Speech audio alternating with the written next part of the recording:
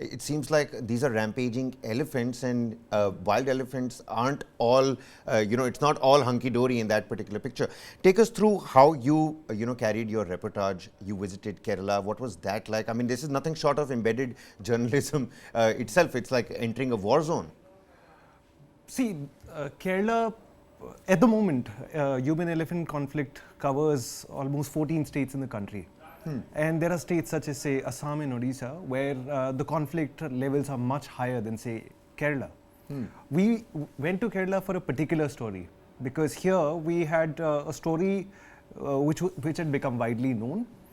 Here, elephants had come to have characters and personalities. People have named the elephants there, and they know, they can identify each of these animals. What I found there was emblematic of India's struggle as it strikes a fine balance between development and conservation. What you have in Kerala is humans and elephants in very close proximity. And when these worlds collide, there is some conflict that's bound to happen. I would still say that, the perception of elephants as gentle giants is largely true. What we are seeing is an aberration that is a product of a certain set of circumstances. All right. And those circumstances essentially being?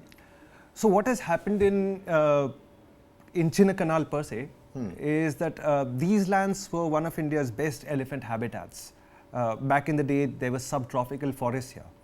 But over the last 2 centuries, those forests have given way to rubber plantations, tea plantations, coffee plantations. You have increasingly number of people who live there. Human intrusion, essentially. Yeah, in into those elephant areas. territory. So what was earlier a forest reserve or a forest area is now, let's say, a huge plantation, a tea plantation, a proper estate, as it were. Well, all right. So human intrusion right at, the crux of this problem. Also with us on the broadcast is S. Murlidharan, who's an elephant activist. A very warm welcome to you, sir. Mr. Murlidharan, help us understand the human and elephant conflict. It's not something that's new, but these cases the uptick in these cases where you've got an elephant that's rampaging across either a crop field or it's a ration shop or people as well. Throw some light on why this conflict is seeing another uptake. Is it the media that's now putting the numbers out? What's new? What's really happening? We have been talking about the Project Elephant in the documentary as well. What next? 50 years, 30 years down the line, 3 decades after Project Elephant, where do we stand essentially? See, what you need to understand, the scenario right now is pretty grim, and this is only going to increase and it's not going to come down.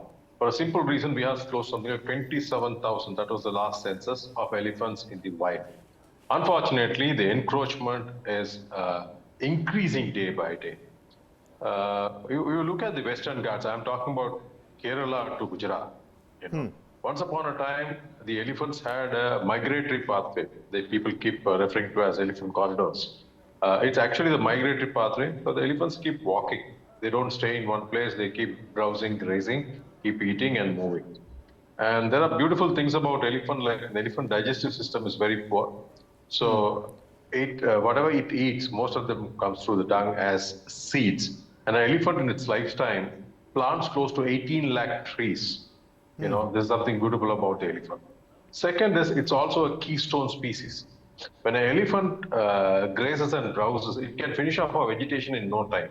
But that will enable growth of grass. Growth of grass will enable the deer population. That in turn increases the tiger population. So this is why we call an elephant as a keystone species.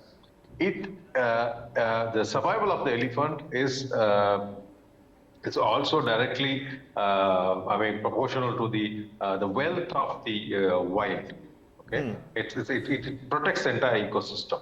So these elephants are roaming from Kerala to Gujarat to even up to Nepal, and on the other side of the eastern side in the West Bengal, Assam, all these places up to Orissa and Bihar. This used to be their habitat. and right from Tamil Nadu, Kerala. Now, what happened over the period of time because of encroachment? We have actually taken away some of their migratory paths. Today, elephants from Western Ghats to Eastern Ghats are finding it difficult to travel. Eastern Ghats had something like 10,000 elephants. Western Ghats got something like 3,000 odd elephants, and they're not able to move around. See, what happens when they can't move around? What we call the gene pool migration. They have to breed, right? They have to breed and procreate so that the population is it's healthy. So that's not happening. That's getting stopped. And these elephants, when they come out wandering, I mean specifically the male elephants, that's why you encounter these male elephants everywhere. During the period of must, when they're going to eat period, when they want to mate, the male elephants walk away from their herd. For a simple reason, there is no inbreeding. They will never mate with the female within the herd. They walk away from the herd. They go around looking for another mate. That's actually the time in the frontal lobe, there's something called there are two holes through which there's some kind of fluid which comes out, secretes. That's called the must fluid, and that attracts females to them.